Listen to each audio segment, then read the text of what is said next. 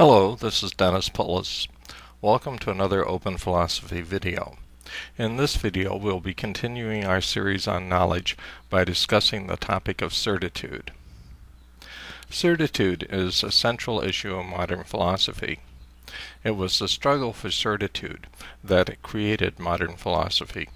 René Descartes was unsatisfied with human knowledge with its lack of absolute certitude, and aspired to divine knowledge. Of course, that was a mistake. This quest for divine certitude, which I call the omniscience fallacy, is at the heart of modern philosophy, because it drives a wedge between reality and the thinker.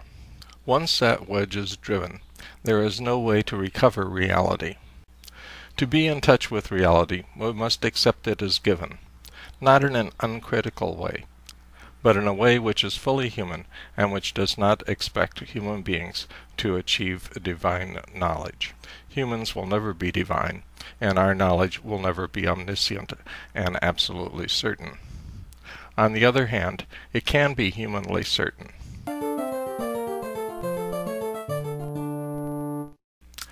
To be certain is to be committed to the truth of a proposition.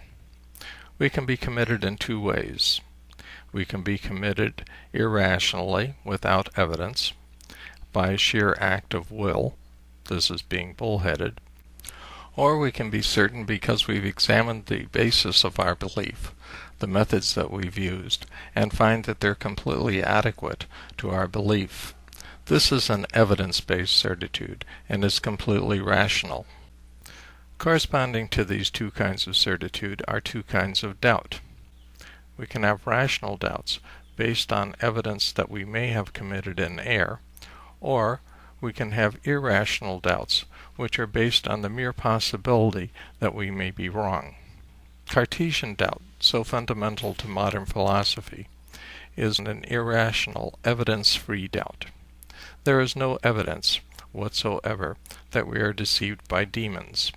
There is no evidence whatsoever that we are deceived by computers. So to have such doubts is to place irrationality above rationality. A rational certitude is one based on examining the methods by which we've come to our judgment and seeing that those methods are completely adequate to our needs. Remember that truth is the adequacy of what is in the mind to reality.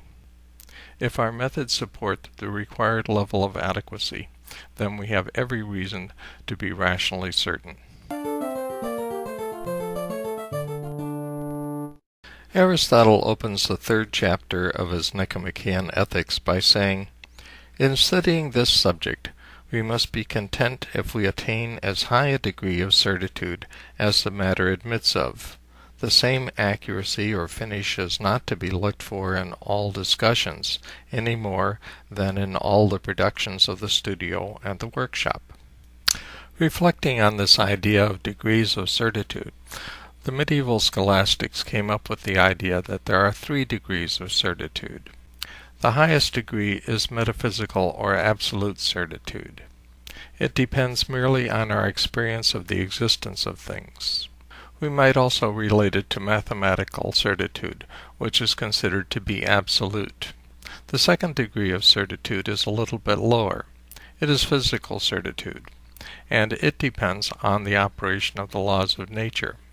The laws of nature are logically contingent. Physics is not a branch of logic, and we only know its laws by observing nature. Thus, our physical certitude depends on our contingent observations of what happens in nature, and those observations do not guarantee universality. At yet a lower level is our practical certitude, or moral certitude. We have to make moral human decisions every day, and we do not have the luxury of absolute or even physical certitude in making our moral decisions. But yet we can have adequate grounds for morality, and those grounds underwrite moral certitude. Thus, we have 3 degrees of certitude: absolute, which is metaphysical or mathematical; physical, which is based on our observations; and moral certitude, which is adequate to our everyday needs in making moral decisions.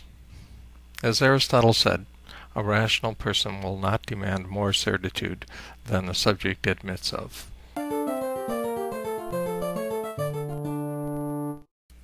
In the next video, I'll be discussing mysticism.